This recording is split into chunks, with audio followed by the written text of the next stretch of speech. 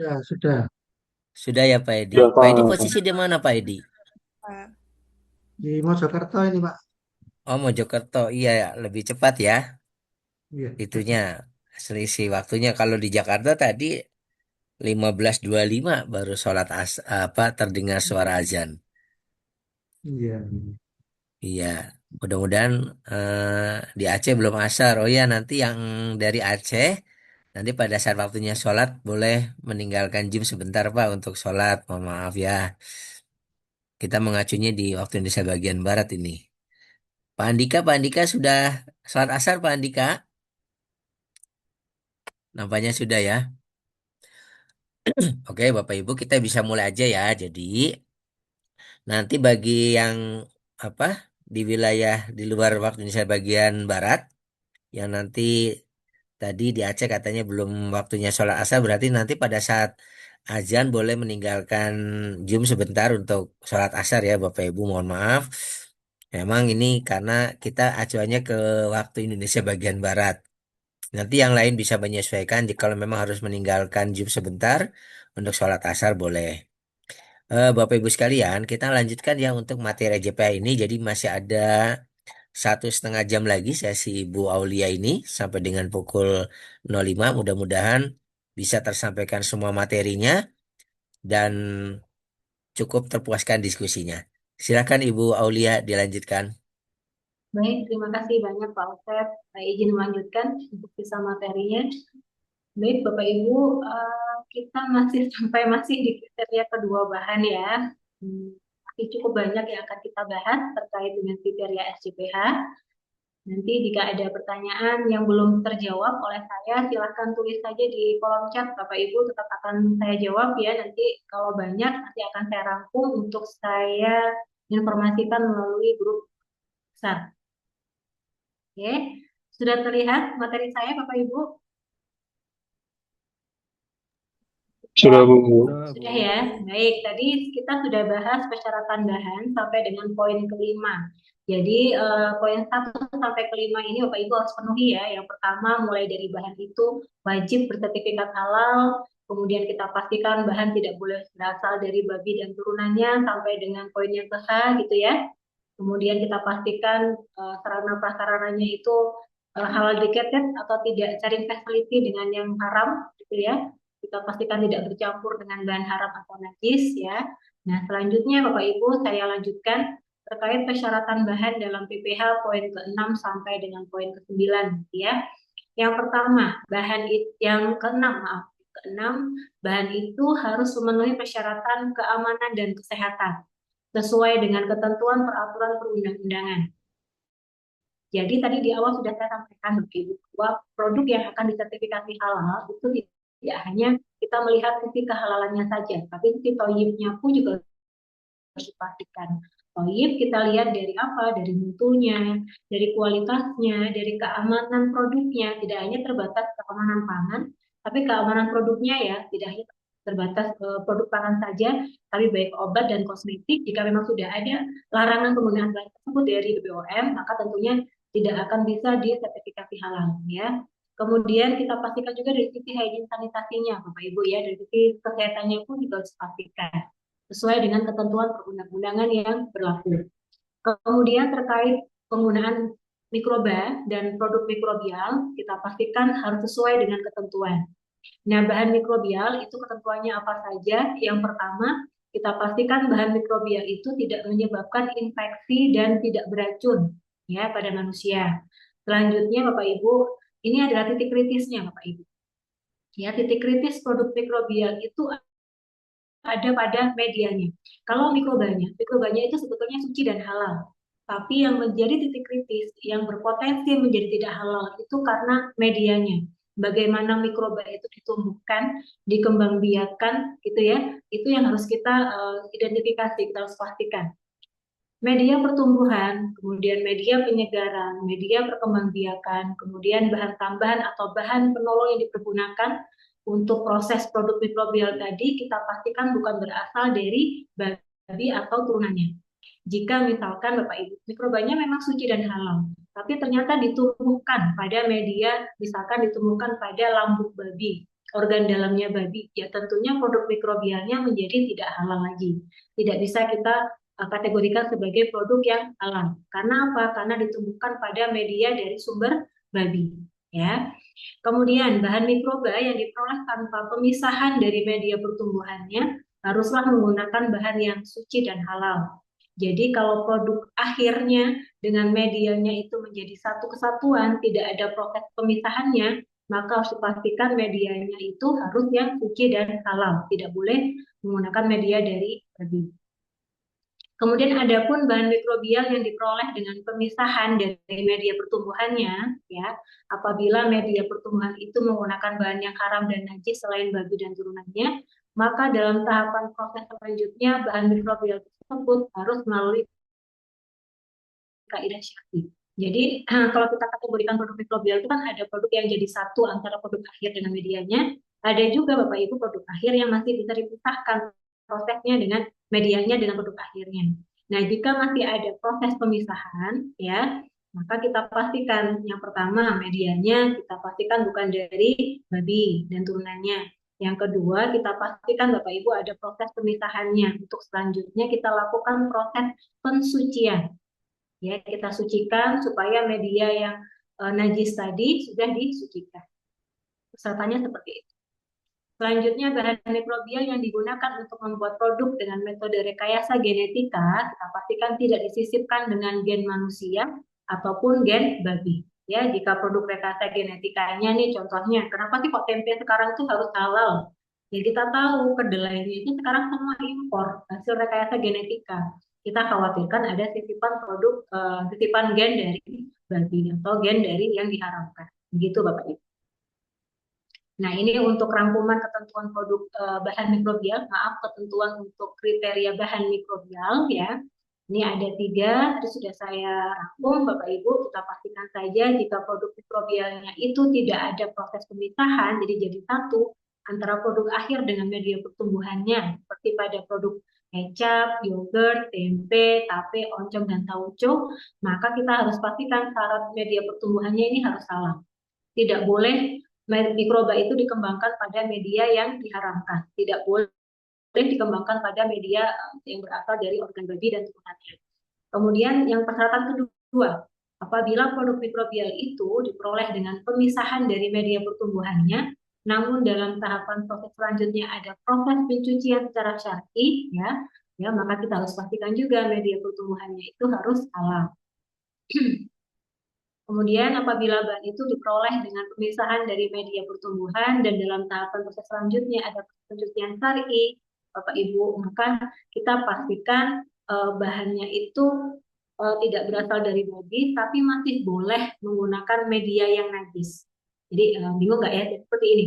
Kalau misalkan nih Bapak Ibu, antara medianya dengan produknya itu masih bisa dilakukan pemisahan, ya, itu masih boleh kita menggunakan media yang najis. Contohnya misalkan menggunakan agar darah. Darah itu kan najis ya Bapak Ibu. Itu masih boleh. Karena kenapa kok boleh? Karena ada proses pemisahannya. Masih bisa disucikan. Tapi kalau antara medianya sama produk akhirnya tidak bisa dipisahkan jadi satu, seperti oncom, kecap, yogurt, maka walaupun pakai media yang najis pun tidak bisa.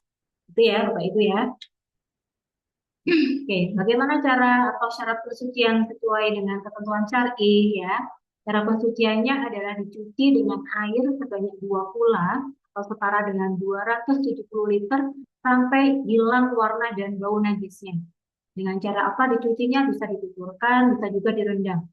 Kalau direndam ya pastikan volume airnya itu minimal 2 kula atau minimal 270 liter.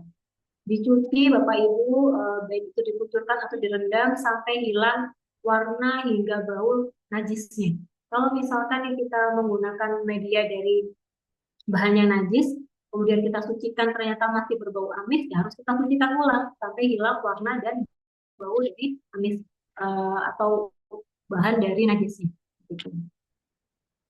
Oke, selanjutnya kita masuk ke dalam penjelasan kriteria bahan alkohol. Ya, tadi kita sudah sampaikan tidak semua alkohol itu haram. Yang haram hanya alkohol dari industri khamar.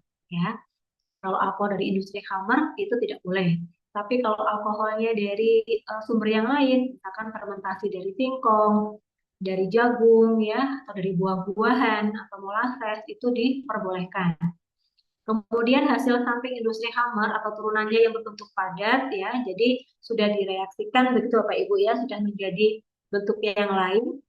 Ini diperbolehkan apabila sudah melalui proses pensucian sesuai dengan syar'i. Ya tadi direndam dengan 270 liter.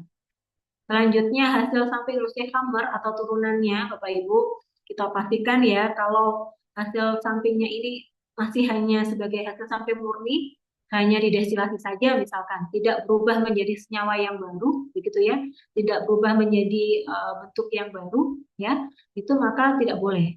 Yang boleh hasil samping hammer itu jika sudah berubah bentuk, sudah direaksikan menjadi senyawa atau bentuk yang baru, itu diperbolehkan.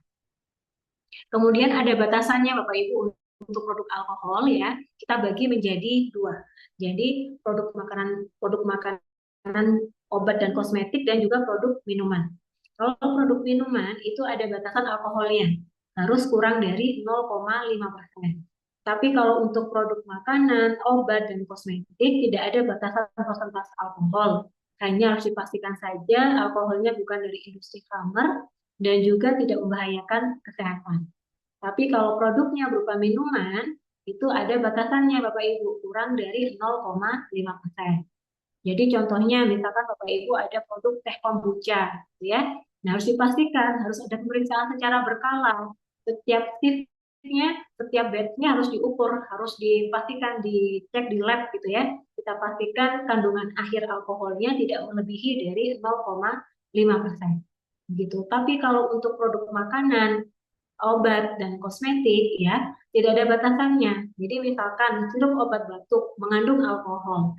Yang pertama kita telusuri dulu, alkoholnya dari industri khamar tidak? Kalau bukan dari industri khamar, aman. Selanjutnya ada batasannya tidak? Oh, karena ini masuk kategori obat, tidak ada batasannya. Kita hanya pastikan saja bukan dari alkohol yang membahayakan, ya tidak membahayakan kesehatan. Jadi boleh Bapak Ibu sirup obat batuk nih, misalkan kandungan alkoholnya sampai 7%, sampai 9%, masalah karena dia masuk dalam kategori obat, bukan minuman. Begitu juga dengan alkohol di parfum. Kalau di parfum berarti ketentuannya bagaimana? Ya ketentuannya kita pastikan alkohol di parfum itu bukan dari industri khamar, itu yang pertama. Yang kedua, tidak ada batasan persentasenya. Misalkan mau 20% sekalipun alkoholnya kalau di parfum ya nggak masalah Bapak Ibu. Kita hanya pastikan saja alkoholnya bukan dari industri khamar dan tidak membahayakan kesehatan. Tapi lain cerita kalau di minuman, ada batasannya, tidak boleh ya. Kalau misalkan teh kombucha tadi, ternyata hasil akhir pengecekan alkoholnya sampai 1% nih kandungan alkoholnya. Itu berarti sudah tidak sesuai ketentuan. Itu harus dilakukan pengendalian, bisa dimusnahkan gitu ya. Atau yang sederhana. Oke. Oke. Kemudian kriteria barang gunaan. Ya, Bapak Ibu, barang gunaan adalah barang yang diperuntukkan sebagai perlengkapan atau perhiasan seseorang. Barang berikut dapat digunakan di barang gunaan. Yang pertama adalah etanol. Etanol itu boleh Bapak Ibu, tapi pastikan bukan dari industri khamar. Kemudian kulit bangkai hewan, ya itu masih boleh dipergunakan. Jadi berbeda dengan produk makanan dan minuman.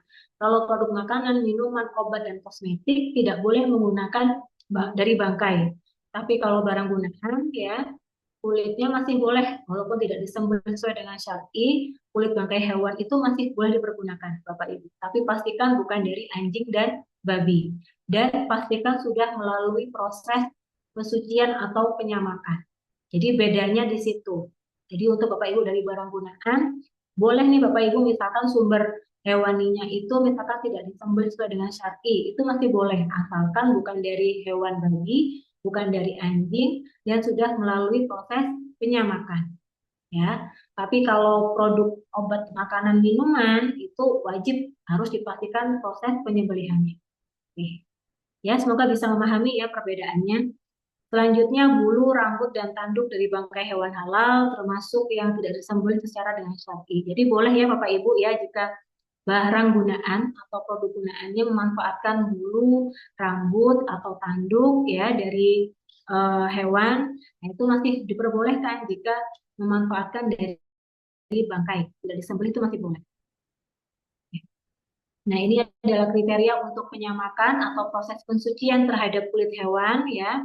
Yang pertama kita pastikan Bapak Ibu kotorannya dibersihkan menggunakan misalkan deterjen pembersih, boleh menggunakan enzim ya supaya menghilangkan bau anir, bau lendir yang menempel di kulit ya, atau bisa menggunakan bahan kimia yang lain. Selanjutnya setelah menghilangkan kotoran sampai betul-betul bersih, kemudian tahapan selanjutnya adalah membilas ya sampai betul-betul tidak tercium lagi aroma najis dan kotornya. Seperti itu. Ya, jadi dipastikan Bapak Ibu persyaratan Bapak Ibu kalau menggunakan produk hewani ya untuk barang gunaan, ya yang pertama kita pastikan bukan dari babi dan anjing.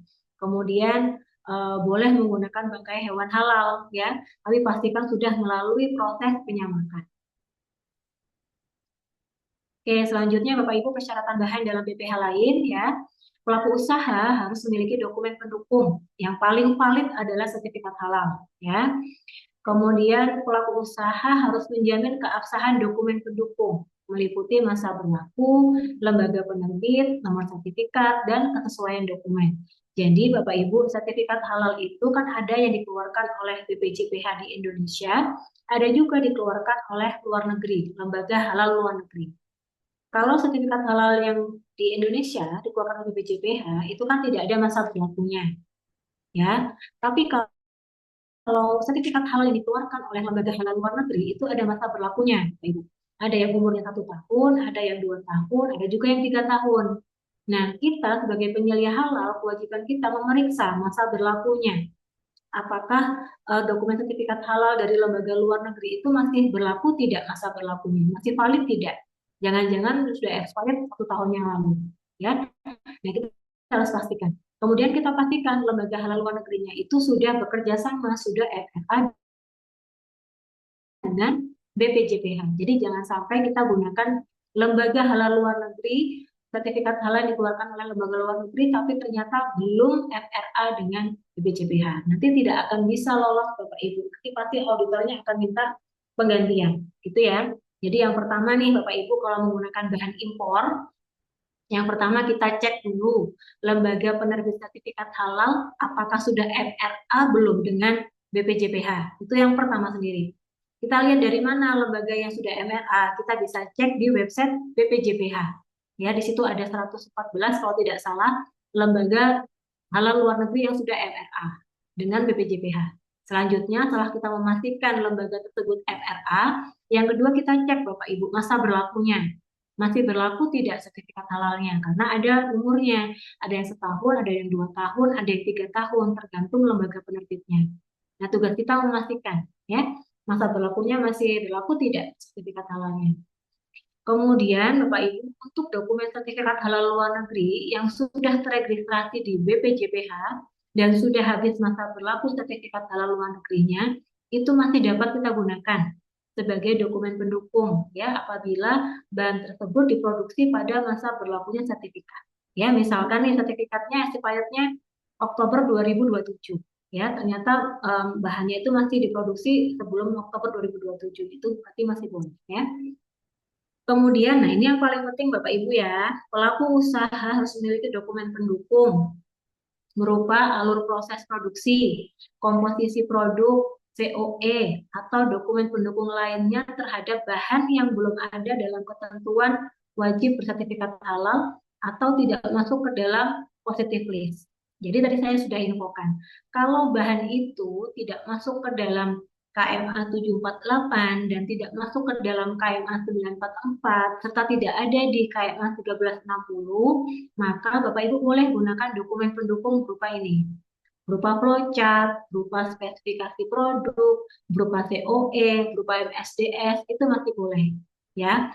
Jadi ada pertanyaan di kolom chat. Kalau fragrance, nah tinggal cek fragrance-nya, bahan fragrance-nya itu ada di KMA 748 tidak? Kalau tidak ada, cek kembali di KMA 1360. Masuk ke positive list tidak? Kalau di keduanya tidak ada, maka boleh menggunakan dokumen pendukung berupa ini, ya, flowchart, COE, sertifikasi produk, kemudian surat pernyataan, dan yang lain-lain. Ya, jadi begitu. Bedanya di situ, Bapak Ibu. Nah, ini adalah beberapa jenis dokumen pendukung bahan. Di sini yang paling valid adalah sertifikat halal. Jadi kalau bahan itu sudah punya sertifikat halal dari BPJPH maka sudah valid. Dapat kita pastikan bahwa bahan itu sudah halal. Tapi kalau bahan itu ternyata sertifikat halalnya dari luar negeri, ya tadi kita telusuri dulu. Diterbitkan oleh lembaga siapa? Sudah MRA belum? Kemudian masih berlaku tidak? Karena ada masa berlakunya, ada umurnya. Ya. Kemudian selain sertifikat halal, kita bisa gunakan Bapak Ibu dokumen pendukung, mulai dari nomor 2 sampai nomor 7. Tidak semuanya harus ada, tapi kita sesuaikan saja. Kita pastikan sejauh mana dokumen ini bisa menelusuri, bisa memastikan kehalalan sumber bahannya. Gitu ya. Bisa menginformasikan titik-titiknya di mana gitu. Kalau misalkan dengan dokumen surat pernyataan belum bisa mewakili, belum bisa memastikan atau menelusuri sumber bahannya, ya, maka kita mintakan dokumen tambahan lain berupa misalkan kita mintakan spesifikasi produk, kita mintakan COE gitu ya. Jadi ini tidak pakem harus ada 2 sampai 7 item, ini tidak. Tapi ini menyesuaikan. Kalau misalkan Bapak Ibu hanya menggunakan MSDS dan ternyata MSDS ini sudah bisa menelusuri, sudah bisa ini ya, sudah bisa menggambarkan sumber bahannya gitu ya, ya maka sudah cukup. Tapi kalau ternyata MSDS ini masih hanya petunjuk penyimpanan saja, nggak ada sumber bahannya, ya kita mintakan backupan dokumen lain berupa apa? Bisa COE, bisa spesifikasi, bisa diagram alur teks, begitu. Oke, kita bahas satu persatu Bapak Ibu. Ada dokumen pendukung yang kita namakan dengan COE atau Certificate of Analysis. Di sini COE itu adalah dokumen tentang kandungan fisika, kimia, dan mikrobial yang dikeluarkan oleh pihak ketiga, ya, yang dikeluarkan oleh laboratorium yang sudah KAN atau yang sudah ber-ISO 17025. Kemudian ada dokumen berupa MSDS, Bapak Ibu, lembar petunjuk yang berisi informasi tentang komposisi atau raw material dari bahan kimia yang dikeluarkan oleh produsen. Kemudian ada juga dokumen berupa spesifikasi produk, ya, di mana dokumen ini merupakan dokumen yang menginformasikan terkait dengan deskripsi produk, deskripsi proses, komposisi, kandungan, atau sumber suatu bahan yang dikeluarkan oleh produsen. Selanjutnya ada diagram alur proses atau flowchart. Ya, kalau flowchart itu adalah tahapan proses produksi yang menyebutkan, menggambarkan keseluruhan prosesnya, mulai dari proses awal sampai terbentuknya atau menjadi produk itu bagaimana prosesnya. Jadi Bapak Ibu kalau meminta dokumen flowchart itu harus rinci Bapak Ibu. Jadi tergambar dengan rinci bagaimana proses mulai dari penggunaan bahan, bagaimana bahan itu diproses untuk menjadi produk, apa saja yang diproses dan ditambahkan itu harus dalam flowchart, ya. Kemudian ada juga dokumen berupa surat pernyataan. Surat pernyataan bebas babi, ada juga surat pernyataan bebas hewani, ada juga surat pernyataan alkohol bukan dari industri kamar. Ya, ini bisa Bapak Ibu gunakan jika produknya itu bukan produk kritis, bukan bahan kritis, tidak masuk ke dalam KMA gitu ya, tapi dia sudah ada proses yang minim. Contohnya misalkan produknya berupa ini ya, santan segar yang diperas di pasar. Kan kita tidak mungkin memintakan sertifikat halal ya, karena dari kelapa segar hanya di apa namanya parut kemudian diperas gitu ya. Nah, itu kita bisa Bapak Ibu kita gunakan dokumen berupa ini, surat pernyataan bebas babi dan juga diagram alur proses. Kemudian yang ketujuh ada halal kuesioner. Jadi kalau Bapak Ibu dokumen nomor 2 sampai nomor 6 itu harus dokumen nomor 3 sampai nomor 6 itu harus dikeluarkan oleh produsennya langsung. Tapi kalau nomor 7 itu dibuatkan oleh penyelia halalnya. Ya, jadi penyelia halalnya itu membuat daftar pertanyaan berupa pertanyaan yang menanyakan produk ini itu berasal dari sumber bahan apa saja. Ada kandungan bahan haramnya tidak. Jadi berupa pertanyaan Bapak Ibu yang nantinya harus dijawab oleh produsen yang langsung. Begitu ya. Jadi Bapak Ibu silahkan bisa gunakan nomor 2, dokumen nomor 2 sampai nomor 7. Ya, pastikan tidak kapan saya harus menggunakan COE, kapan harus menggunakan MSDS, itu tergantung dari jenis produknya, Bapak Ibu. Kalau Bapak Ibu dari produk yang bahan kimia, ya, maka tentunya akan lebih baik jika memintakan dokumen berupa MSDS atau CUE. Tapi kalau misalkan Bapak Ibu ini ya produknya produk makanan, minuman, ya paling bisa menggunakan spesifikasi produk sama diagram alur dan surat pernyataan bebas dari, ya seperti itu. Oke. Tidak harus semuanya ada ya. Kita bisa pilih salah satu atau dua atau tiga, tergantung seberapa lengkap informasi yang dicantumkan di dalam dokumen pendukung. Kalau masih belum bisa menginformasikan sumber bahan bakunya, Bapak Ibu masih masih bingung nih, oh ini masih ada kandungan bahan haramnya enggak ya? Kok enggak ada gambarnya di sini? Kok tidak tergambar, tidak terinformasikan di dokumen ini? Maka mintakan dokumen yang lain, ya, yang lebih bisa menggambarkan spesifikasi bahan atau proses. Oke. Kemudian Bapak Ibu ini terkait persyaratan dokumen pendukung bahan bukan berupa sertifikat halal, ya. Kita pastikan dokumen pendukung bahan itu harus valid, ya, diterbitkan oleh BPJPH untuk sertifikat halal. Kemudian dokumen berupa COE itu dikeluarkan oleh pihak ketiga, ya, dari lembaga yang memiliki kompetensi atau terakreditasi, ya, untuk melakukan analisa produk. Selanjutnya, dokumen pendukung bahan berupa surat pernyataan fasilitas produksi bebas babi itu harus dikeluarkan oleh produsen, bukan dari distributor atau supplier. Nah, semua dokumen pendukung tadi, Bapak Ibu, itu harus memuat informasi semua sumber bahan kritis yang digunakan.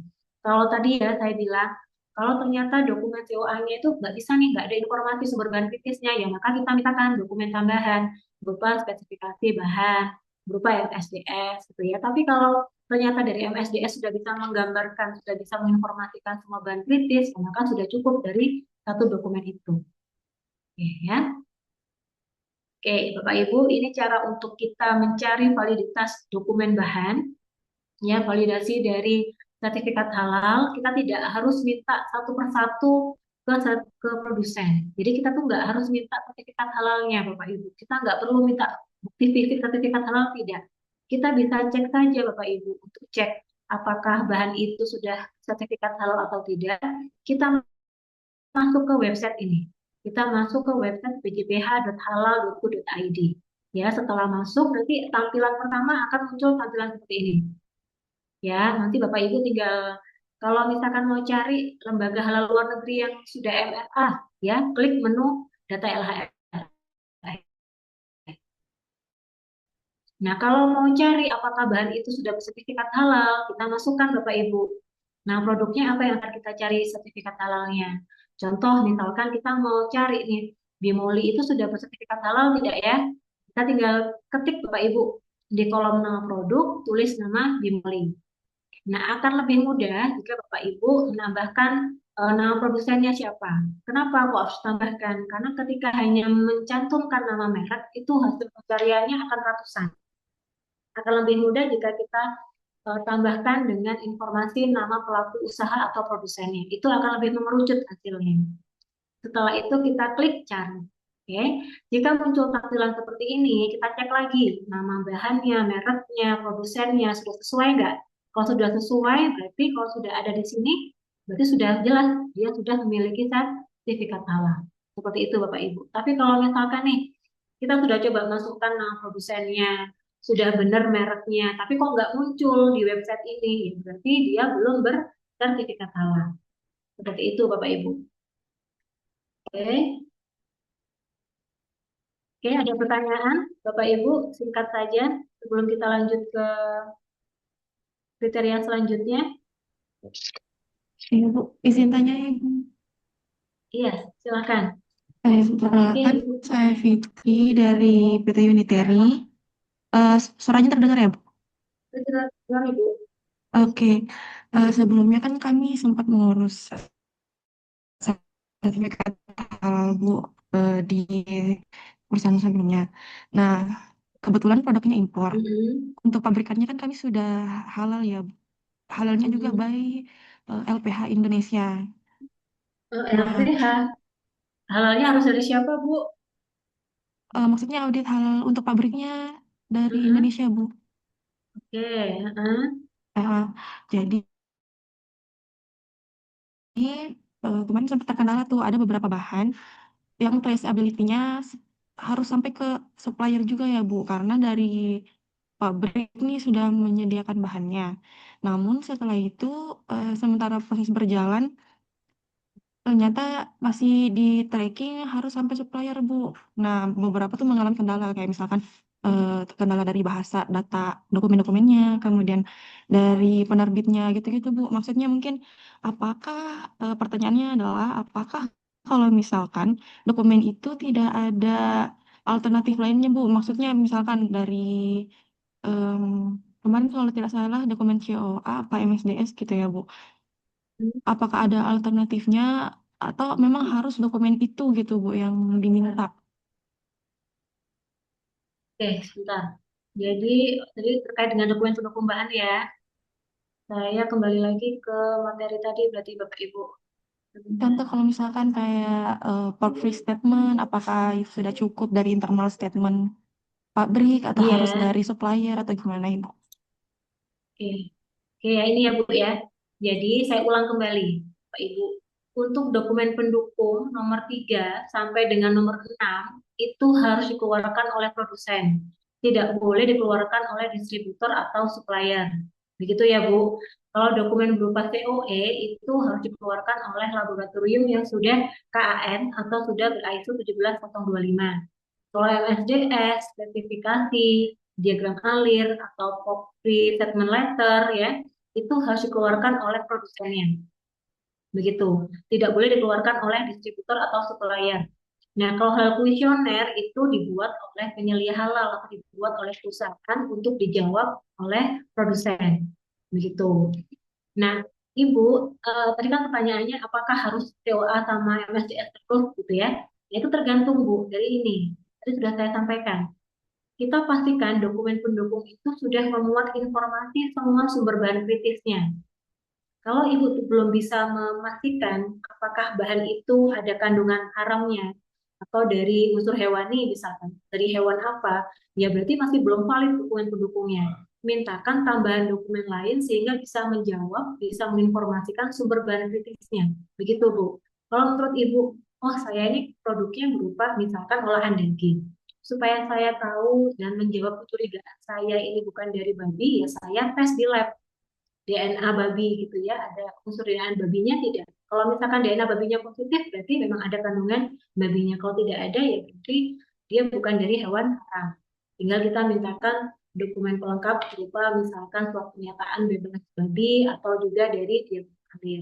Tapi intinya, Bu, dokumen pendukung itu tidak harus semuanya ada. Satu saja sudah cukup, asalkan bisa menginformasikan dengan jelas sumber bahan kritisnya. Ada bahan haramnya tidak? Seperti itu. Itu ya, Bu. Sudah bisa Izin menjawab untuk tidak? make sure Bu. Jadi kalau misalkan untuk port free statement yang mana dikeluarkan oleh si pihak produsen ini hanya Nggak untuk bisa. bahan-bahan yang eh, apa mengandung hewani gitu ya Bu. Kan, eh Property Statement Letter itu atau dokumen pendukung nomor 2 sampai dengan nomor 7 itu baru boleh dipergunakan jika bahannya tidak ada di KMA. Ya, jelas ya Bapak Ibu ya. Kalau sudah tidak ada di KMA, baru boleh menggunakan dokumen pendukung nomor 2 sampai nomor 7. Tapi kalau bahan baku Bapak Ibu itu ada di KMA 748 atau 944, maka tidak bisa gunakan dokumen pendukung yang ini. Harus menggunakan sertifikat halal. Begitu. Sampai situ dulu jelas, Bu? Iya Bu, iya Bu. Ya, kemudian kalau misalkan Ibu tadi POKPRI itu sebetulnya masih belum kuat, Bu.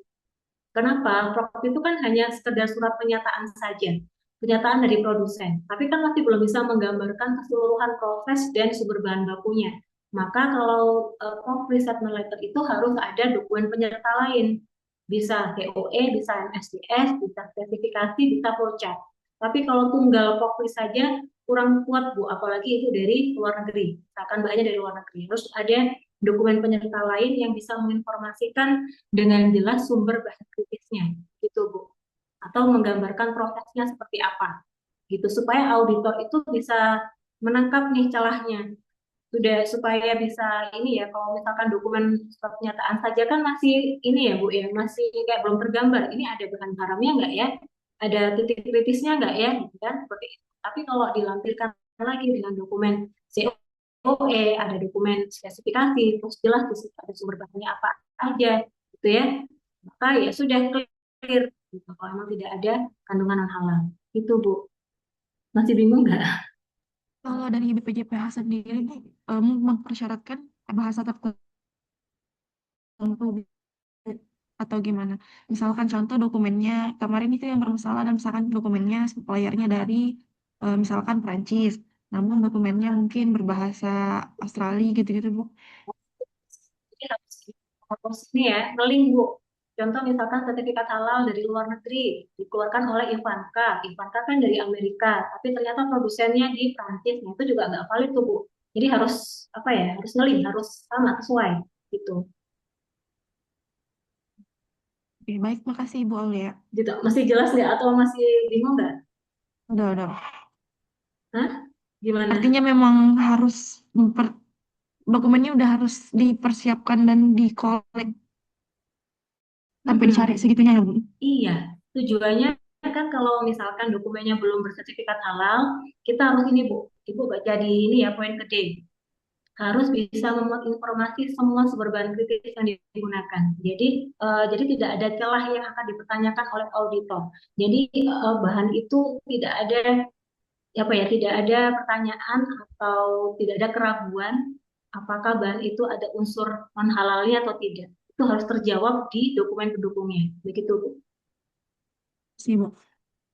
Ya, ya memang agak berat Bapak Ibu jika dokumennya itu dari impor. Memang tugasnya sedikit lebih berat. Oke. Oke, tadi saya mau mencontohkan Bapak Ibu untuk mencari sertifikat halal ya. Nah, Bapak Ibu kalau produknya impor itu kita ada dua ya untuk cek produk sertifikat halal luar negeri. Sorry, untuk mencek sertifikat halal itu ada dua. Untuk mengecek produk dalam negeri dan luar negeri. Kalau dalam negeri kita tinggal klik yang cek produk halal, kita tinggal masukkan bahan atau produk yang ingin dicari sertifikat halalnya di sini. Contoh misalkan tadi bimoli, kita ketik bimoli Bapak Ibu, lalu kita lengkapi produsennya siapa, oh Salib Informa. Kita bisa lihat produsen di kemasannya atau kita bisa googling, lalu kita cari, ya. Nah kalau muncul berarti produk ini sudah bersertifikat halal. Oke ya, jelas ya. Nah lalu jika Bapak Ibu produknya itu impor, ya, ini agak sedikit berbeda nih treatmentnya Bapak Ibu. Kalau impor kita ceknya bukan dicek produk halal, tapi dicek registrasi sertifikat halal luar negeri. Kita klik di sini. Ya, lalu kita masukkan nah produknya apa. Kemudian nama importirnya siapa, ya. Nah, produknya misalkan Bapak Ibu mau cari butter, ya. Kita klik cari. Nah, kalau ada kita cek lagi Bapak Ibu, sama nggak antara nama mereknya sama importirnya? Kalau sudah sama, berarti sudah bersertifikat halal. Nah, nomor registrasi inilah ya yang menandakan bahwa produk itu sudah bersertifikat halal yang sudah diregistrasikan di BPJPH. Gitu. Jadi sedikit berbeda ya jika produknya adalah produk impor. Oke, jelas ya di sini ya Bapak Ibu ya. Oke. Kalau produk impor yang diregistrasikan ke Indonesia bukan ID lagi, tapi REC, ya, REC RIHL dan sebagainya. Oke. Oke, Bapak Ibu ada pertanyaan?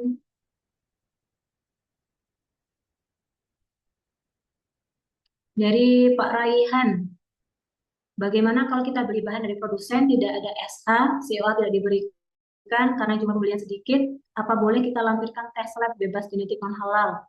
Ya nanti kita telusuri lagi ya Pak ya, bahannya dari apa? Maksudnya bahannya itu masuk dalam kategori KMA 748 atau 944 masuk di situ atau tidak?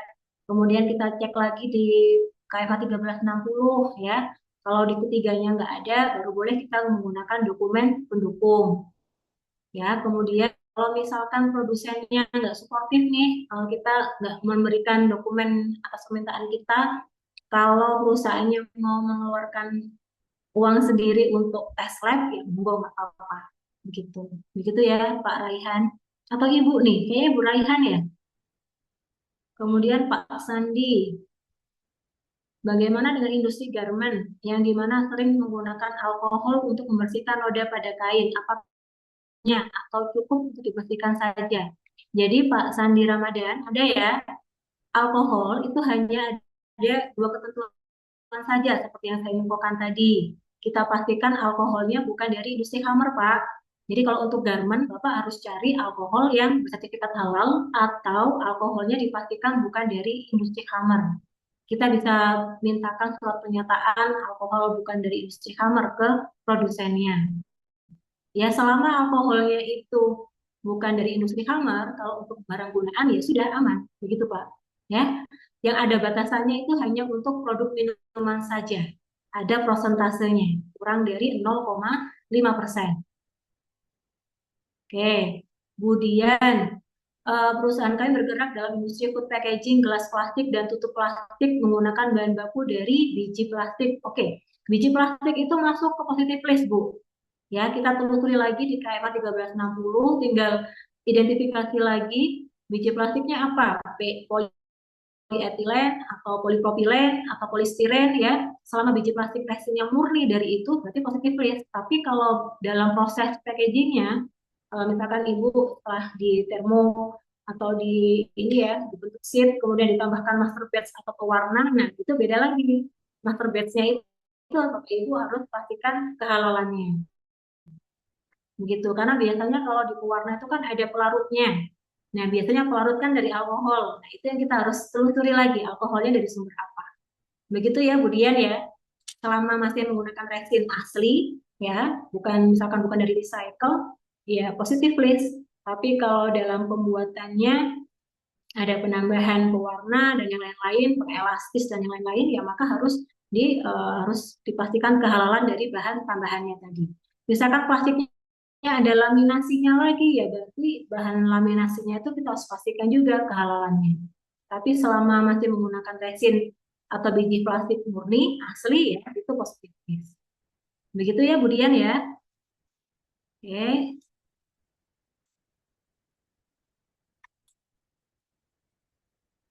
Oke, saya lanjut Bapak Ibu ya. Ini mohon maaf saya agak ngebut sedikit.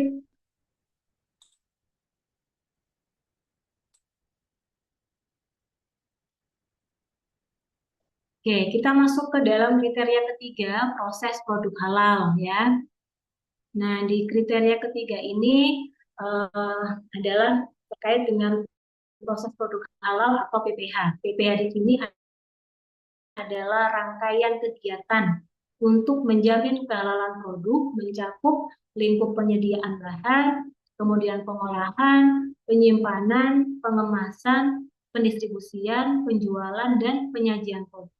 Jadi Bapak Ibu umumnya di dalam PPH itu ada 7 tahapan ya yang diatur di PP nomor 42 tahun 2024. Umumnya ada 7 tahapan ini. Namun 7 tahapan ini akan bisa berbeda-beda sesuai dengan ruang lingkup, sesuai dengan proses bisnis di Bapak Ibu masing-masing. Jadi setiap jenis usaha itu pasti akan berbeda-beda PPH-nya. Ya, misalkan antara manufacture dengan di jasa itu pasti akan berbeda. Di restoran dengan misalkan di pabrik PPH-nya akan berbeda-beda. Ya. Nah, setiap tahapan PPH ini Bapak Ibu ini adalah aktivitas kritis. Kenapa kritis? Karena setiap tahapan ini ada potensi yang menyebabkan dia menjadi tidak halal, yang menyebabkan dia terkontaminasi oleh penggunaan bahan haram atau terkontaminasi oleh najis. Ya, jadi Bapak Ibu untuk karena ini adalah aktivitas kritis, jadi harus dikendalikan. Dengan cara apa? Harus ada prosedur, baik itu SOP atau instruksi kerja di setiap tahapan proses. Jadi tahapan penyediaan bahan harus ada prosedurnya. Tahapan pengolahan harus ada prosedurnya. Tahapan pengemasan harus ada prosedurnya. Supaya apa? Supaya kita mengendalikan. Supaya mengendalikan, kita pastikan tidak ada penggunaan bahan haram, tidak ada kontaminasi najisnya. Itu ya.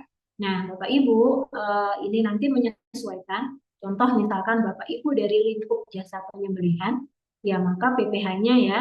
Contohnya adanya kalau penyembelihan penyediaan bahan, pengolahan kita ganti dengan penyembelihan, ya. Kalau misalkan tidak ada proses pengemasan, berarti ya mungkin langsung penjualan, ya. Kemudian kalau di manufacture misalkan menghasilkan tadi tekstil, produk pakaian. Ya, berarti PPh-nya kalau di barang gunaan, produk tekstil, yang pertama penyediaan bahan. Penyediaan bahan ini lingkupnya pembelian bahan ya, Bapak Ibu ya. Kemudian produksi atau pengolahan, kemudian pengemasan jika ada ya, tapi tentunya kalau manufaktur biasanya ada. Kemudian penyimpanan ya, baik penyimpanan bahan ataupun penyimpanan produk, kemudian pendistribusian. Nah, biasanya manufaktur berhenti sampai pendistribusian saja. Tapi kalau misalkan ibu saya nggak ada proses pendistribusian, saya nanti ada yang mengambil berhentinya di penyimpanan. Atau misalkan bu saya ada tokonya juga, saya juga langsung dijual, berarti PPh-nya berhenti di penjualan. Nah, kalau misalkan di restoran karena ada proses dihidang, disajikan kepada konsumen, maka PPh-nya berhenti sampai dengan penyajian. Itu ya. Jadi PPh ini jangan lupa ini adalah umumnya 7 tahapan PPh, tapi bisa berbeda-beda ya sesuai dengan proses bisnis. Oke, apa yang diatur dalam kriteria PPh itu yang pertama ada lokasi, tempat dan peralatan serta ada prosedur. Ya, tadi sudah saya sampaikan.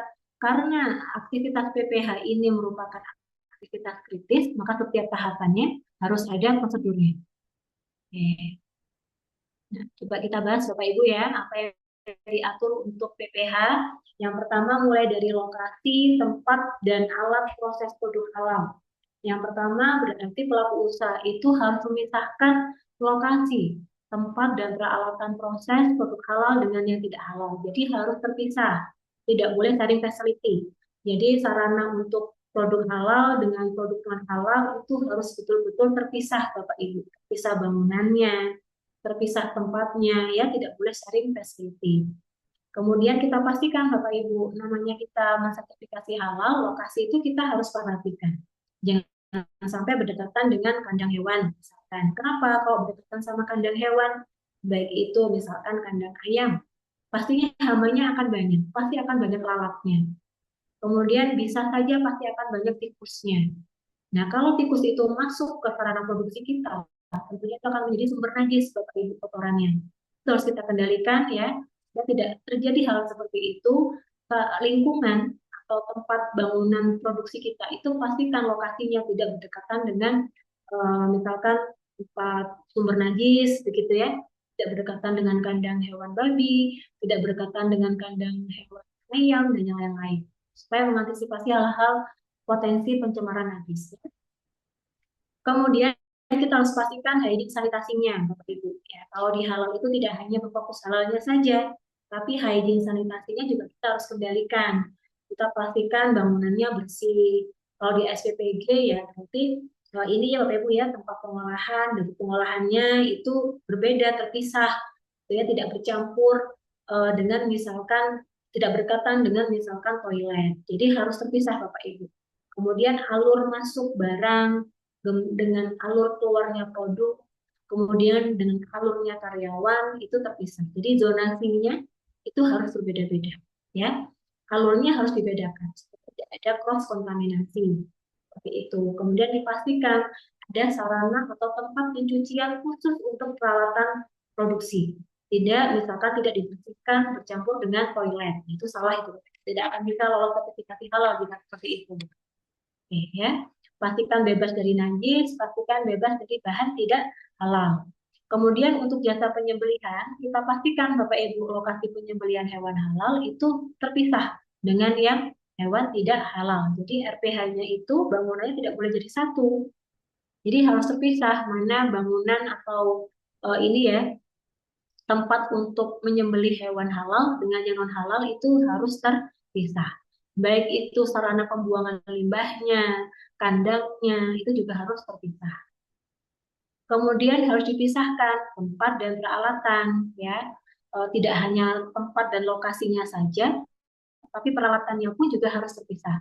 Peralatan untuk penyembelihan, peralatan untuk pengolahan, peralatan untuk penyimpanan, pendistribusian sampai dengan penjualan ya, sampai dengan penyajian itu harus terpisah Bapak Ibu. Tidak boleh jadi satu. Harus ada identifikasinya supaya tidak tertukar mana peralatan untuk yang non halal, mana yang peralatan untuk yang halal. Dalam hal fasilitas produksi yang digunakan untuk produksi produk yang diajukan sertifikat halal itu juga digunakan untuk produksi produk yang tidak diajukan sertifikat halal, yang maka pelaku usaha ketika meregistrasikan sertifikasi halal harus menginformasikan Bapak Ibu nama produk yang disertifikasi halal sama yang tidak apa saja. Kemudian daftar produk dan bahan yang digunakan, ya. Kemudian bagaimana proses pengolahan produknya, serta sarana untuk pencuciannya pun juga harus diinformasikan, ya. Seperti itu. Oke, kemudian ini ketentuan untuk pemisahan lokasi tempat dan alat ya, terutama untuk penyembelihan Bapak Ibu. Tadi sudah saya sampaikan kalau di lokasi atau rumah potong hewan atau jasa penyembelihan itu harus betul terpisah. Tidak boleh jadi satu antara penyembelihan hewan halal dan yang non halal. Untuk lokasi ketentuannya apa? Yang pertama, dipisahkan secara fisik ya antara lokasi rumah potong hewan halal dan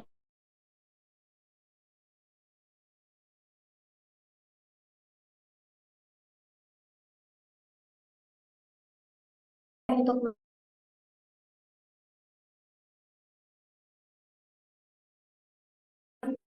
saling melakukan karya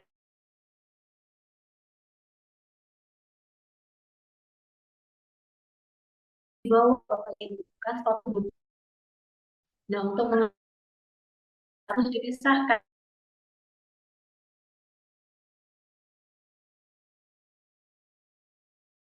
pembelian hewan itu tidak tercemar asap, bau, dan lain dan cair limbah pada non halal.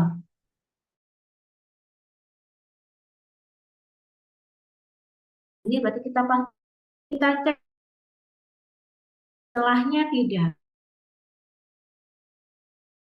Kita harus pasti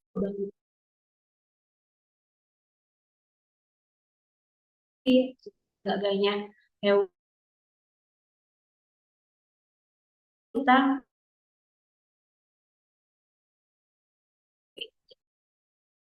ada potensi-potensi yang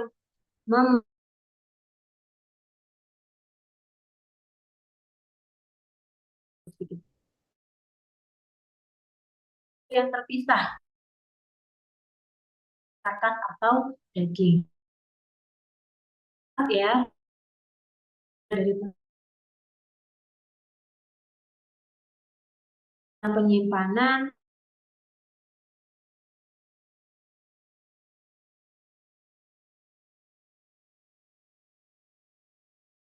hewan halal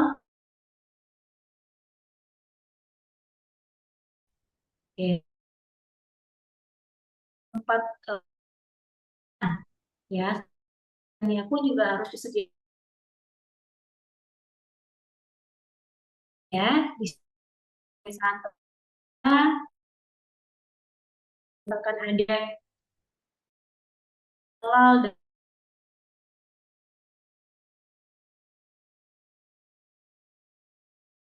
kemudian karyawannya pun kalau misalnya produk yang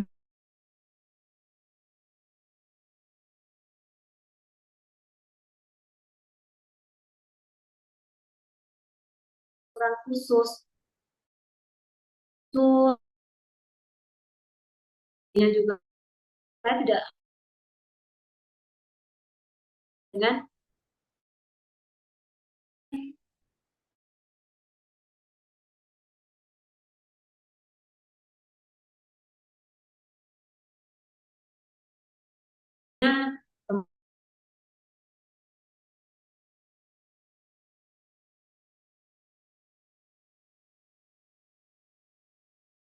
ya gudang juga kita untuk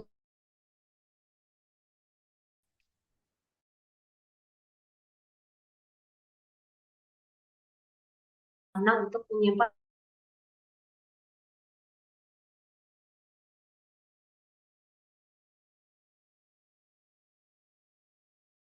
terutama jika produk karkas segar hewan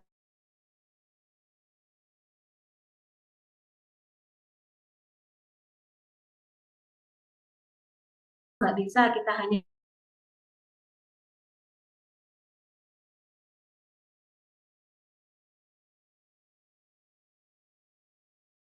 dosis berat,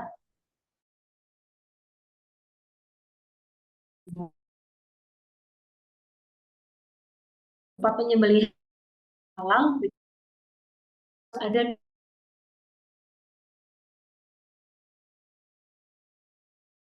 non halal, ada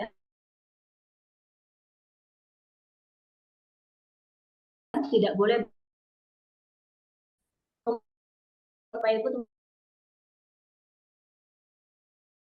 produknya harus disembelih. Kita kasih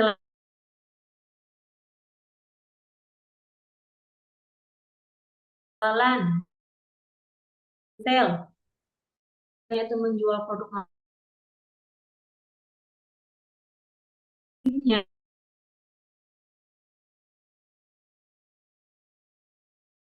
menjual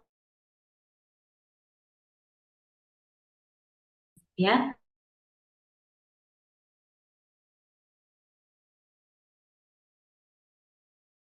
mana halal dengan halal.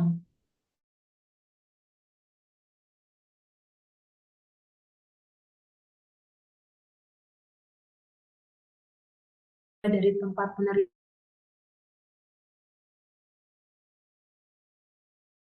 khusus ibu itu harus olah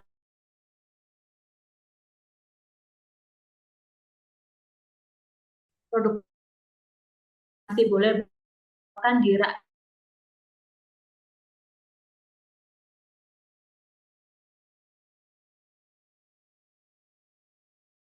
kampus halal.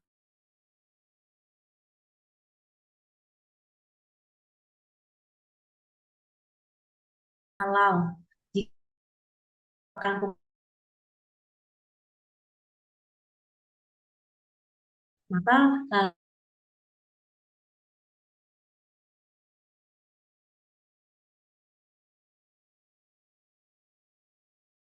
sampai dengan 101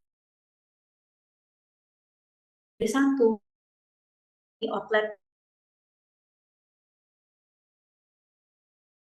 tidak halal.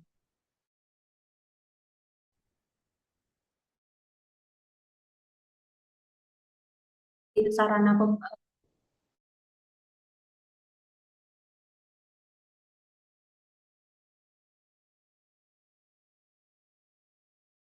produk halal.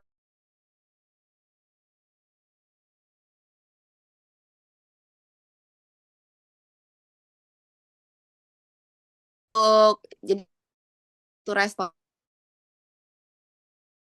minuman, tapi untuk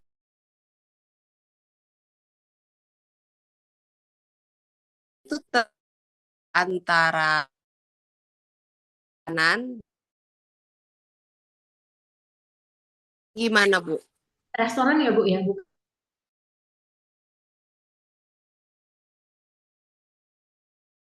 Bu, cuman hall. Sertifikasi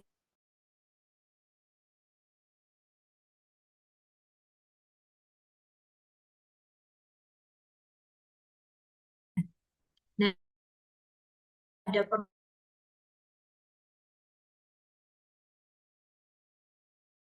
restoran ada 2 brand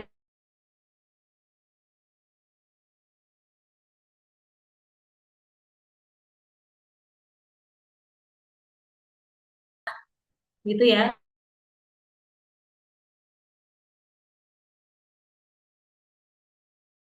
Alkohol begitu.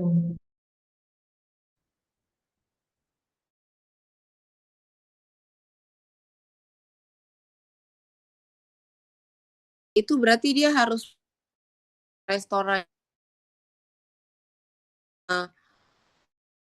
itu ya Bu?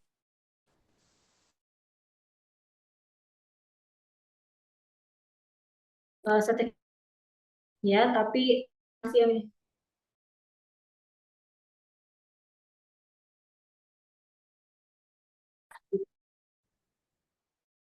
nggak bisa dalam satu dia itu nggak bisa. Sertifikasinya pastikan dapurnya ya bisa Bu. Satu yang dapurnya di sisi kiri misal untuk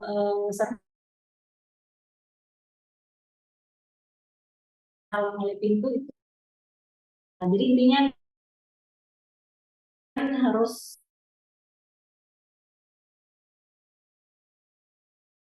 begini. Loh, kok dia tapi dia nah itu tidak kecuali kalau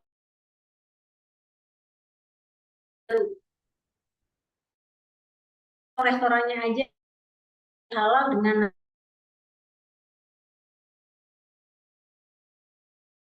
tidak boleh menggunakan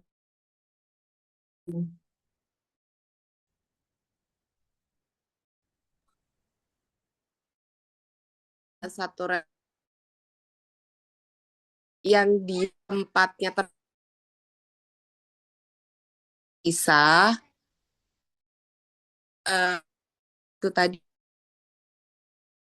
karena untuk membedakan mana produk yang sertifikasi halal sama yang tidak. Gitu. Jadi harus ada brand khusus yang Ada brand memang dia khusus. ada brand khusus yang memang sengaja dibuat yang memastikan konsistensi kehalalan mulai dari hulunya proses awalnya sampai dengan penyajiannya itu betul-betul menerapkan standar halal. Nah, brand yang beda, nah itu terserah kalau emang nggak sertifikasi halal kan nggak apa-apa dia mau serving non halal kan nggak masalah. Tapi yang dibuat khusus yang halal ini ya harus serving, harus proses dengan bahan yang halal gitu. Begitu ya Bu. Oke, terima kasih Bu Aulia. Sama-sama Ibu. Baik Bapak Ibu, saya lanjutkan untuk pendistribusian, penjualan, dan penyajian produk yang berasal dari hewan halal dan non halal ya. Ada persyaratannya Bapak Ibu, kita pastikan pelaku usaha itu harus memisahkan sarana pendistribusian, penjualan, dan penyajian produk segar asal hewan halal dan tidak halal. Jadi yang tadi saya bilang, kalau produknya itu berupa karkas hewan segar, itu wajib terpisah mulai dari penerimaan barangnya sampai dengan penyajiannya itu harus nggak boleh sharing.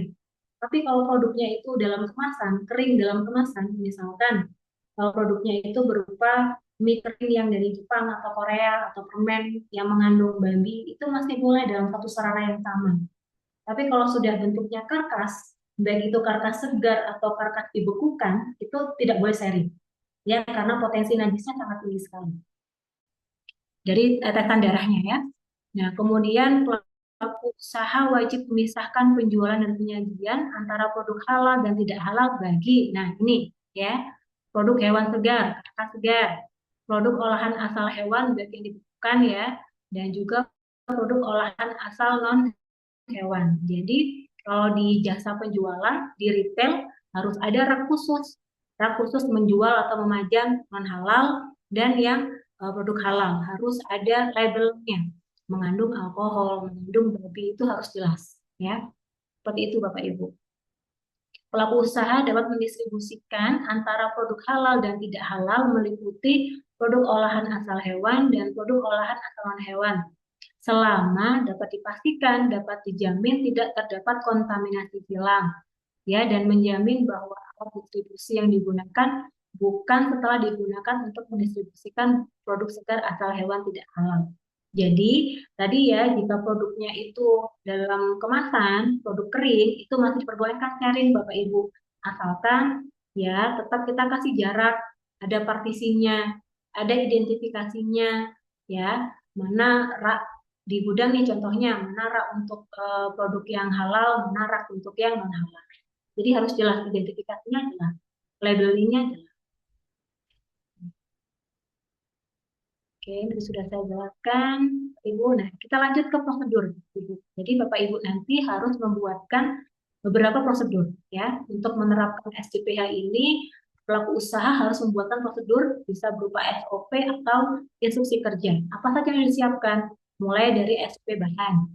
Ya, kalau di SOP bahan itu berarti harus dibuatkan SOP pembelian bahan halal, SOP pemeriksaan kedatangan bahan, SOP penyimpanan bahan halal, ya. Kemudian kalau di tahapan proses, ya berarti harus ada SOP terkait proses produksinya seperti apa. Kemudian SOP kalau untuk jasa penyembelihan berarti harus ada SOP penyembelihan, SOP pemingsangan, begitu ya. Sampai dengan SOP untuk cleaning sanitasi itu juga harus disediakan.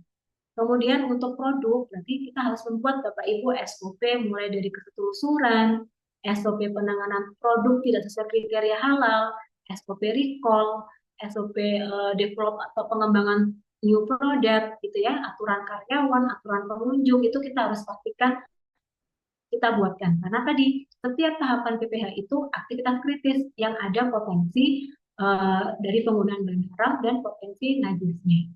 Jadi harus dikendalikan dengan membuatkan prosedur. Nah, setiap prosedur yang dibuat itu kita harus sosialisasikan ke semua karyawan, Ibu. Ya, nah, ini setiap disosialisasi kita harus dokumentasikan. Nah, tadi sudah saya singgung, kita juga harus menyediakan prosedur pensucian, Bapak Ibu, terhadap misalkan terjadi potensi najis, kontaminasi najis di sarana produksi kita. Jadi kita harus sucikan, harus bersihkan sesuai dengan kategori najisnya. Oh, kalau misalkan tercemar oleh najis berat, najis mughaladah, maka harus ada prosedur pensucian najis mughaladah-nya. Dibersihkan dengan air sebanyak 7 kali, salah satunya menggunakan debu atau tanah atau bahan lain yang memiliki daya pembersih yang sama. Oh, kalau misalkan peralatan produksinya nih kena najis sedang, kena kotoran hewan, maka juga harus dibersihkan dengan cara seperti apa, itu harus dituangkan ke dalam prosedur pensucian, Bapak Ibu. Ya, jadi cukup banyak Bapak Ibu prosedur yang harus dibuat, mulai dari prosedur bahan, prosedur prosesnya, prosedur produk, ya, termasuk juga misalkan ada aturan khusus untuk pengunjung dan karyawan itu juga harus dibuatkan.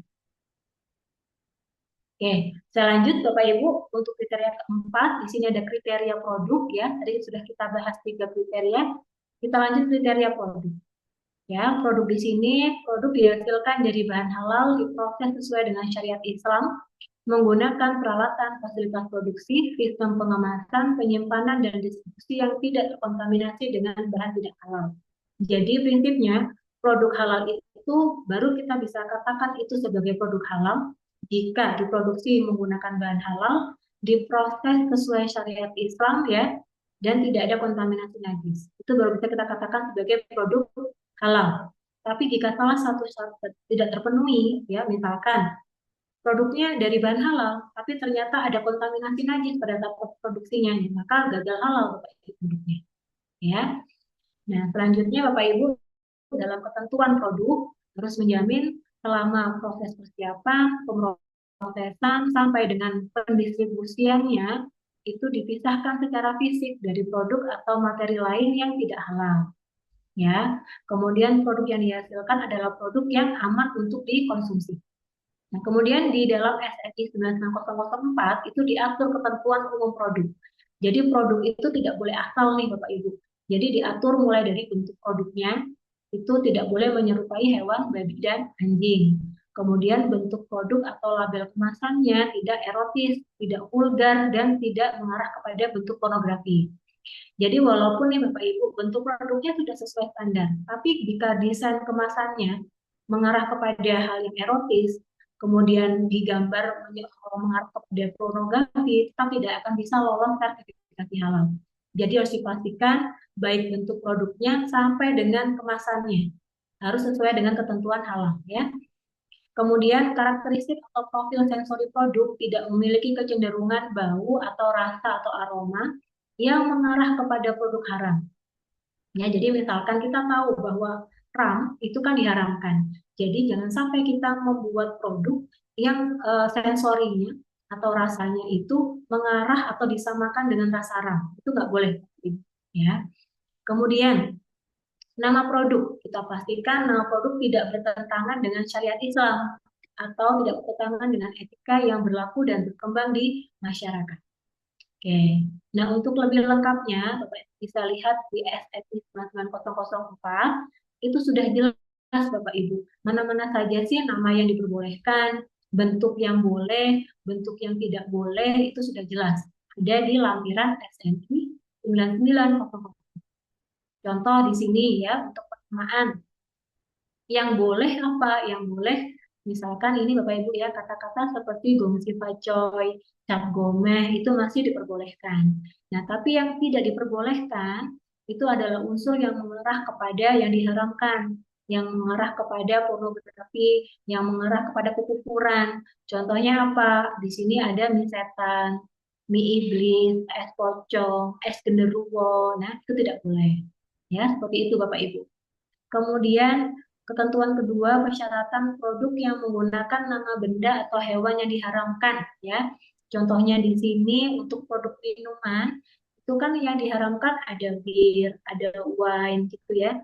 Nah, jadi dipastikan Bapak Ibu kalau produknya ada nama-nama wine-nya, ada nama birnya walaupun birnya bir 0% alkohol tetap tidak boleh ya. Maaf Kemudian Bu, walaupun mau sebetulnya tanya Bu, iya Pak, Pak siapa ini? Abdullah.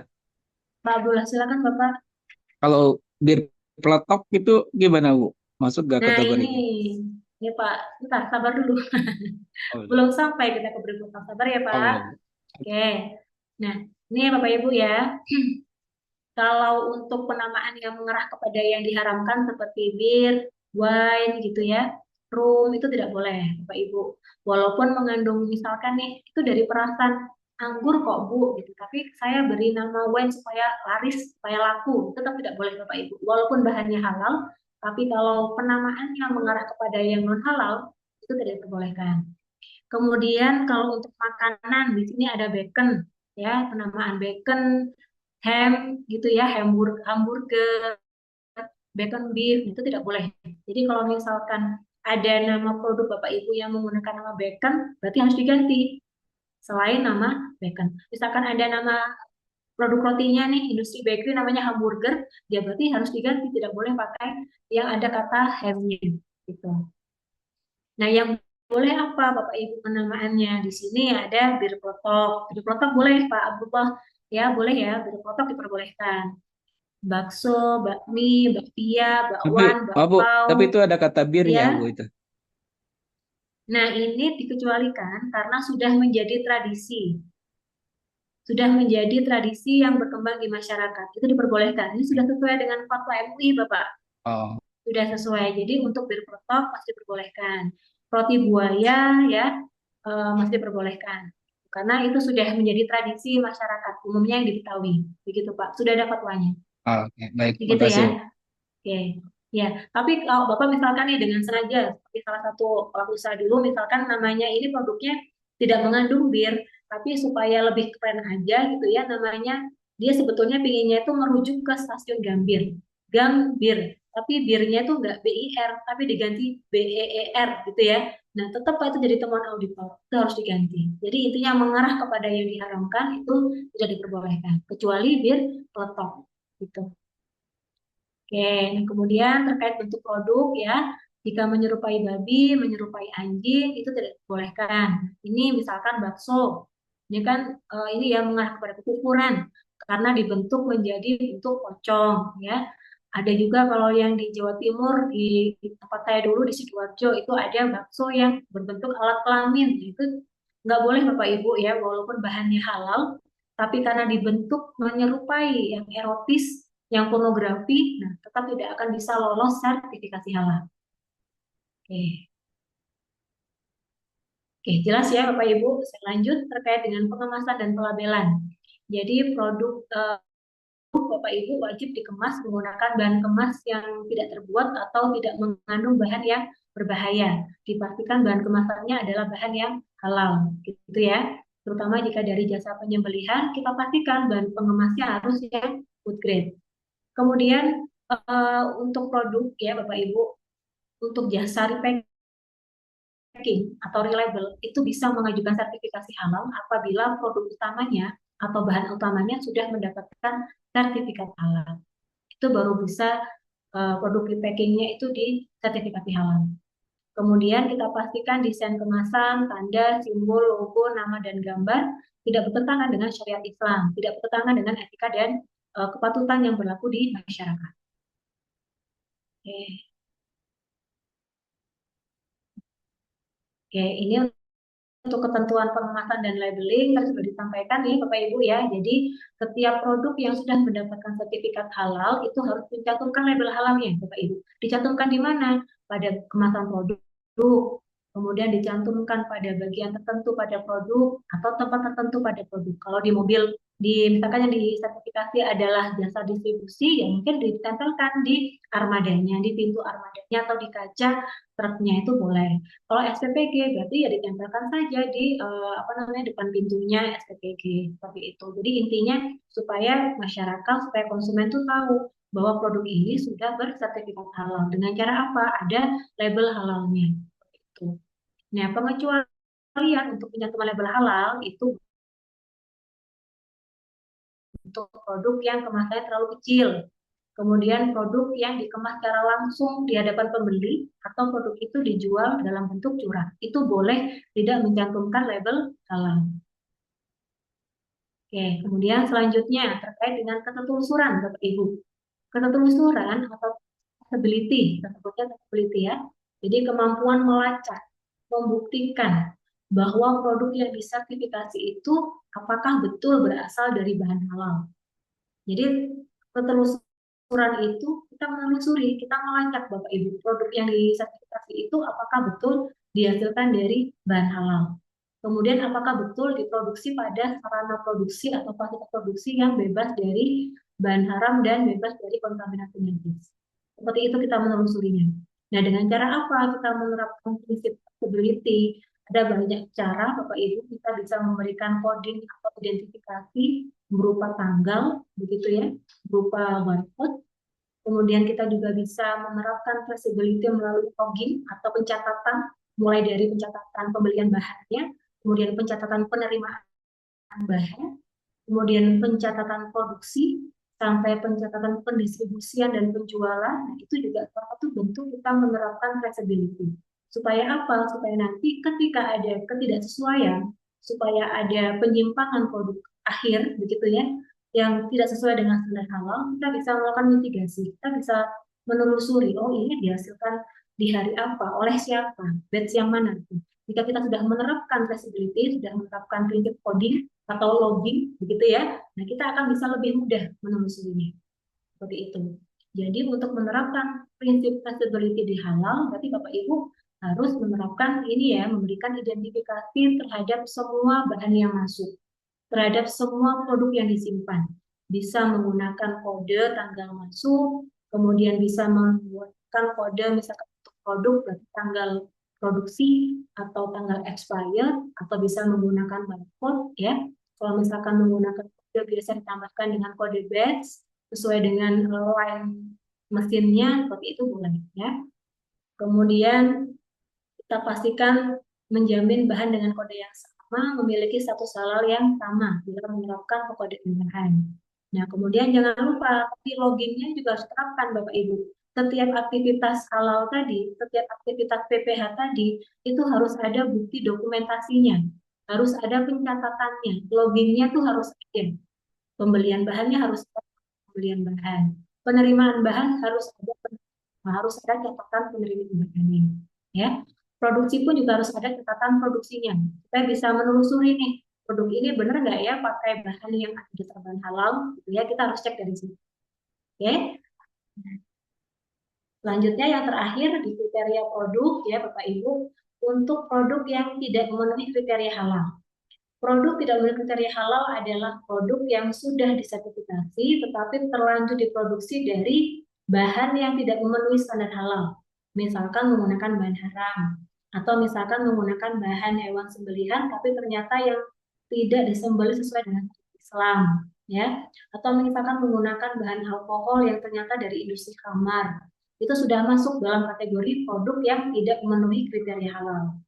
Atau bisa Bapak Ibu produknya bahannya sudah halal semua, tapi ternyata diproduksi pada fasilitas yang tidak memenuhi standar halal, yaitu terkontaminasi oleh najis misalkan, terkontaminasi oleh penggunaan bahan haram, itu juga akhirnya dikategorikan sebagai produk yang tidak memenuhi kriteria halal. Nah, lalu bagaimana cara penanganannya? Yang pertama, kita lakukan penarikan supaya mencegah ya tidak masuk ke dalam rantai PPH berikutnya. Kemudian kita lakukan pengendalian, dikarantina, diberikan label hold ya, kemudian diamankan.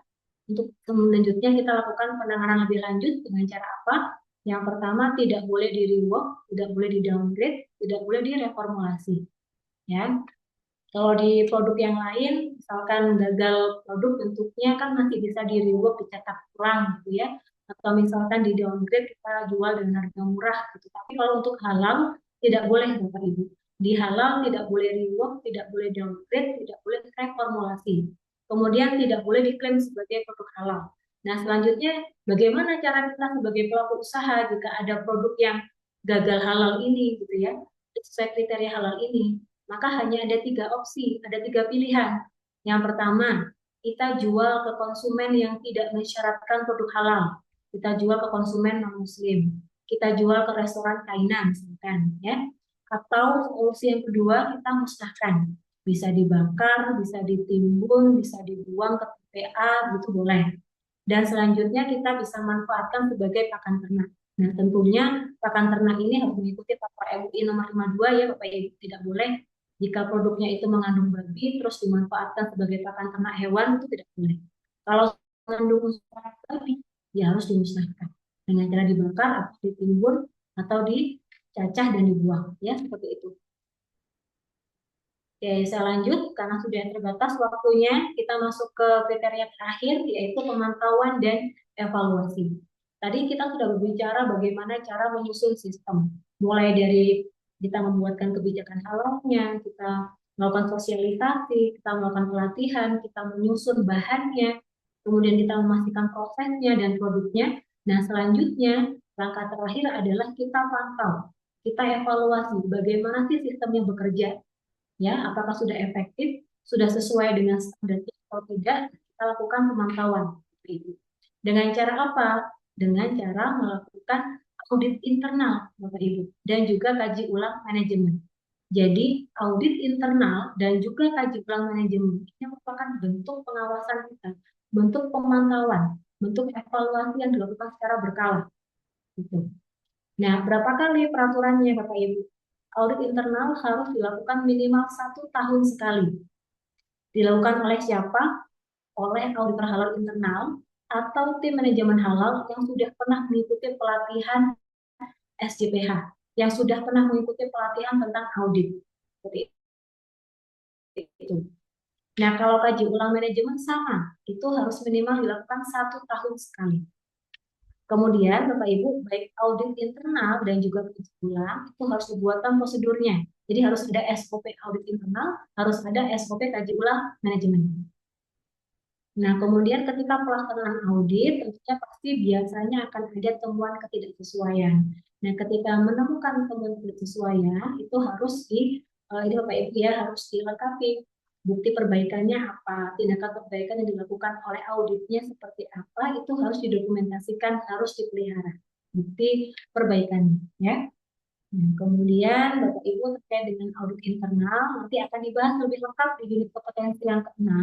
Namun secara gambaran umumnya kita akan melakukan internal audit, tentunya kita harus susun dulu rencana auditnya, programnya ya. Kita buatkan rencana auditnya, programnya, kemudian jika sudah tersusun, sudah lengkap, sudah ada nama tim auditnya, kapan kita akan melakukan audit, kita sampaikan Bapak Ibu, kita notifikasi kepada semua departemen yang akan audit.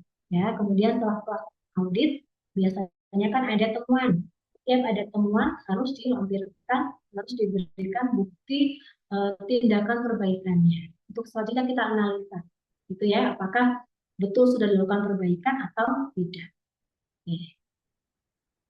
Ya, ini adalah proses untuk melakukan proses audit. Yang pertama kita bentuk timnya, tim auditornya, siapa lead auditornya, siapa timnya.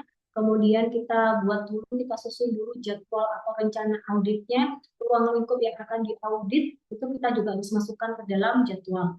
Kemudian selanjutnya untuk mempermudah supaya audit itu tidak tidak ada klausul yang terlewat, begitu ya, semuanya teraudit, terinspeksi dengan baik, maka kita buatkan alat bantu berupa checklist audit.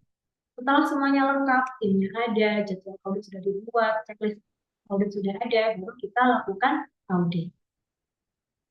Nah, ini ya, kalau sudah melakukan audit, nanti ada pola interaksi antara auditor dan auditi. Auditor itu adalah orang yang mengaudit, auditi adalah orang yang diaudit. Nanti ketika sudah melakukan proses audit, jika ada temuan tadi ya, Pak Ibu sudah sampaikan, harus ini ya, sepakat yang dijadikan temuan seperti apa. Kemudian jika sudah konfirmasi audit ini sebagai temuan, terus disusun tindakan perbaikannya seperti apa. Untuk selanjutnya, auditor memverifikasi apakah betul tindakan perbaikan sesuai atau tidak.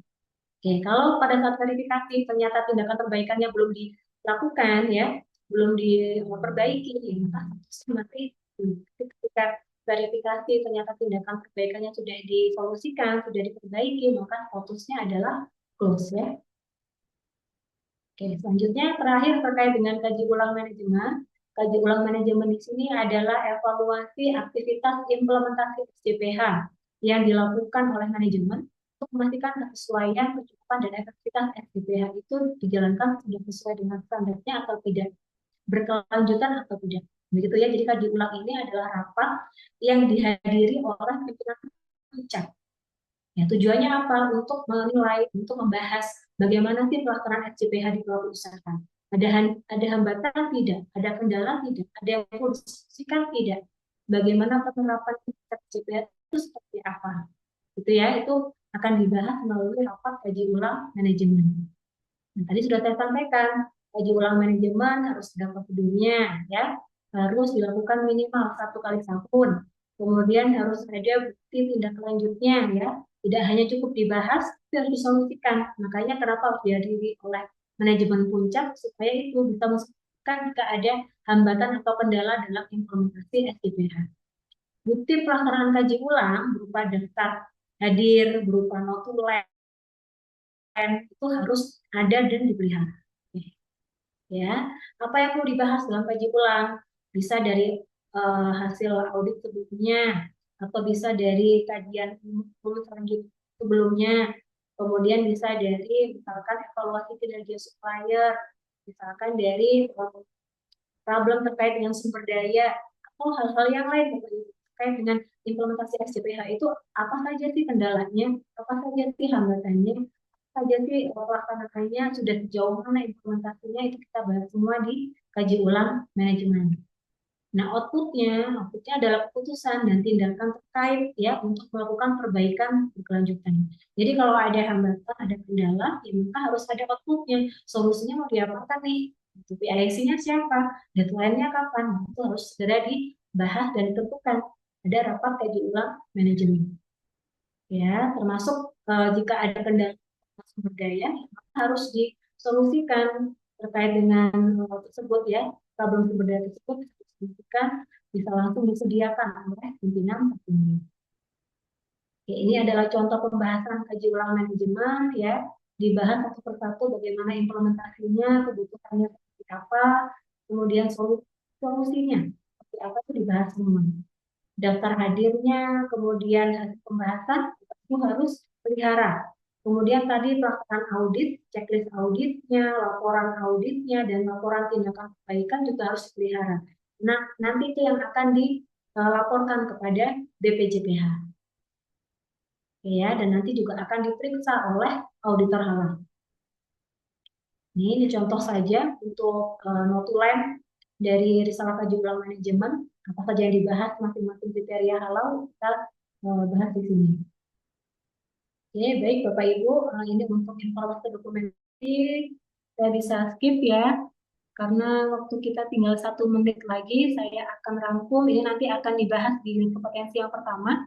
Ya, jadi tadi menggambarkan setelah kita ada 5 kriteria SJPH tadi, harus kita tuangkan ke dalam manual SJPH. Manual SJPH ini merupakan dokumen perencanaan yang menggambarkan cara perusahaan untuk memenuhi kriteria SJPH. Oke, ini contoh manual SJPH ya. Dokumen ini ya, informasi terdokumentasi berupa manual SJPH seperti Jadi Bapak Ibu akan belajar menyusun manual SJPH. Ini unit kompetensi yang pertama. Baik Bapak Ibu, untuk menutup sesi SJPH, saya mohon mungkin perwakilan satu orang untuk bisa meresum 5 kriteria SJPH dan subkriterianya. Silahkan Bapak Ibu, satu orang volunteer. Ada yang berkenan membacakan ini resum dari 5 kriteria SJPH? Saya, Bu. Silakan Ibu.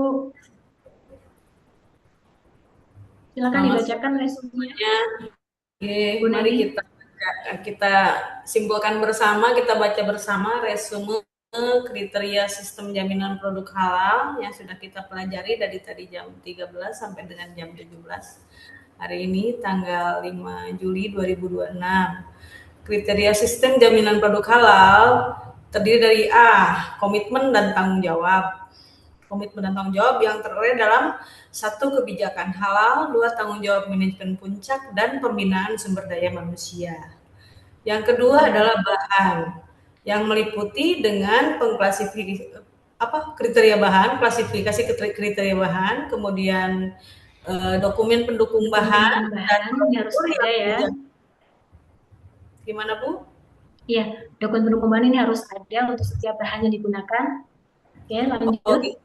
Baik, dokumen pendukung bahan harus ada setiap hari ya Bu ya? Bukan setiap hari, harus dilampirkan Bu. Ketika Ibu kan membuat produk kan pasti ada bahannya. Nah, bahan itu harus dilampiri dengan dokumen pendukung bahan berupa sertifikat halal atau dokumen pendukung lain ya. Baik, terima kasih koreksinya. Kriteria bahan dan dokumen pendukung yang harus disertakan ya. Ya, betul. Kemudian prosedur yang menjamin keberlakuan dokumen pendukung bahan. Artinya masa kadaluarsa ya Bu ya? Betul, masa kadaluarsanya kita pastikan terutama untuk dokumen bahan yang dari luar negeri. Harus ada early warning systemnya begitu. Oke. Berarti harus mengandung sebuah early warning system ya, untuk setiap prosedur yang menjamin keberlakuan dokumen pendukung bahan tersebut. Kemudian yang ketiga adalah proses produk halal ya Bu ya. Ini yang saya pengen pahami dengan baik. Ini merupakan tempat, lokasi dan alat ya Bu ya. Tadi mohon maaf, ini mohon dibantu karena saya kurang bisa menangkap dengan sempurna. Kenapa bahwa proses ini sekalian makanya sambil nanya sambil saya membacakan. Ini ya Bapak Ibu. Lokasi, tempat dan alat ya Bu ya, meliputi pemeliharaan di dalam ya untuk menjamin proses produk tersebut benar-benar halal gitu ya Bu ya. Betul, jadi harus ada, ini begini Bapak Ibu, untuk kriteria ketiga, khusus produk halal, baik lokasi, tempat, dan peralatan itu harus terpisah untuk penanganan produk halal dengan non-halal. Jadi sarananya, lokasinya harus terpisah, termasuk tempat pemeliharaan, tempat pencucian, itu sarana penyimpanan, sampai dengan pendistribusian, penjualan, dan penyajian harus betul-betul terpisah. Betul, tidak boleh saling kecuali kalau produk yang dihasilkan halal semua produk kering, iya betul, itu boleh kan, nggak masalah ya. Atau misalkan produknya produk non halal tapi produknya berupa produk kering dalam kemasan, nah itu masih boleh sharing, tapi tetap harus ada partisi, harus ada identifikasinya. Baik Ibu, kemudian proses PJH. SJPH. Itu tadi saya mohon diedukasi lagi Bu, kebetulan nih sambil membaca jadi saya mengingat kembali tadi yang disampaikan terkait dengan prosedur tersebut Bu, monggo. Jadi prosedur itu Bapak Ibu, setiap tahapan PPH itu harus ada prosedurnya, harus dibuatkan SOP-nya, mulai dari SOP pembelian bahan, sampai dengan SOP penyimpanan, produksi, sampai dengan SOP tahapan PPH terakhir penyajian, itu harus ada prosedurnya. Oke, berarti ya. Di kami di lokasi pengolahan makanan berarti prosedur penerapan SPJH ini harus berupa sosialisasi ya, baik dalam bentuk lisan maupun dalam bentuk praktek dan pengawasan dalam setiap hari ya Bu ya dalam proses pengolahan makanan. Prosedurnya itu berarti nanti Ibu harus buatkan SOP ya. Kalau di manufacture berarti Ibu SOP, harus ada SOP pembelian, SOP produksi itu harus ada ya. Ya, menyesuaikan ya Bu ya dengan produksi apa yang kita hasilkan ya Bu ya. Baik, saya Oke, Yang selanjutnya ada kriteria keempat produk ya.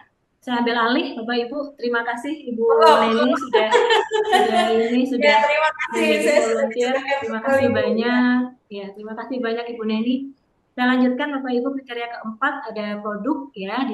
Tadi dibahas secara umum bentuk produk, penamaan, kemudian sensorisnya sesuai dengan standar halal, tidak boleh mengarah kepada yang diharamkan, tidak boleh ini ya mengarah kepada kekufuran atau yang bertentangan dengan etika yang bermasyarakat. Kemudian terkait dengan pengemasan dan pelabelan, kita pastikan produk yang sudah bersertifikat halal harus ada label halalnya menggunakan kemasan yang halal. Kemudian terkait dengan traceability ya, ini kita pastikan ada pengkodean atau logging, itu ya pencatatan setiap tahapan proses itu harus ada. Selanjutnya, yang terakhir, ada kriteria pemantauan dan evaluasi.